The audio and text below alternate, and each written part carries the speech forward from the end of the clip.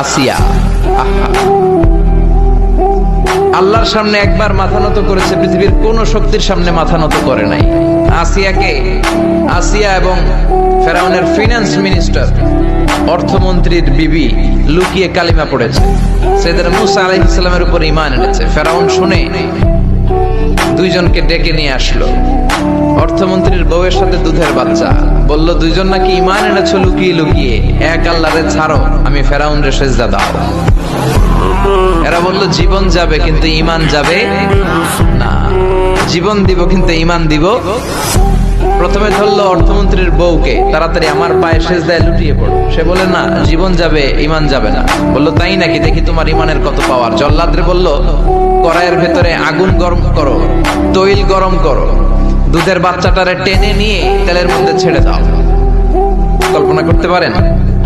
দুধের বাচ্চাকে মায়ের বুক থেকে ছিনিয়ে নিয়ে তেলের মধ্যে ফালাচ্ছে, বাচ্চাটা রোস্ট হয়ে যাচ্ছে, আর বাচ্চাটা বড় মানুষের মতো মাকে বলছে, মা চিন্তার কারণ নাই, এটা উত্তপ্ত তেল নয়, এটা জান্নাতের বাগান।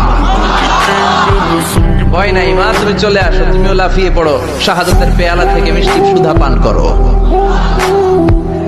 মহিলার ঈমান আরো বেড়ে গেল। সে বলল আমি, জীবন যাবে ঈমান যাবে।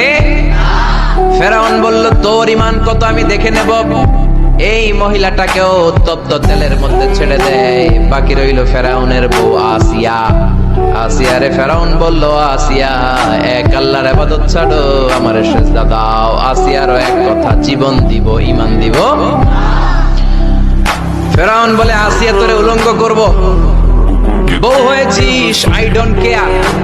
হাজার হাজার মানুষের সামনে নিজের বউকে উলঙ্গ করলো। তক্তার মধ্যে উলঙ্গ বউকে শুইয়ে হাতের মধ্যে পেরেক ঢুকালো, পায়ের মধ্যে পেরেক ঢুকালো। এক একটা পেরেক ঢুকায় তক্তার মধ্যে ছিদ্র হয়ে ঢুকে আর ফিনকি দিয়ে রক্ত বেরোয়। আসিয়া চিৎকারে মারে। ফেরাউন বলে তাড়াতাড়ি আসিয়ারে তেলের মধ্যে ফেল। আল্লাহ বললেন জিব্রাইল যা, জান্নাতটা তুলে নিয়ে আসিয়ার চোখের সামনে ধর। আমার আসিয়া জান্নাত দেখে দেখে যেন আমার কাছে আসে।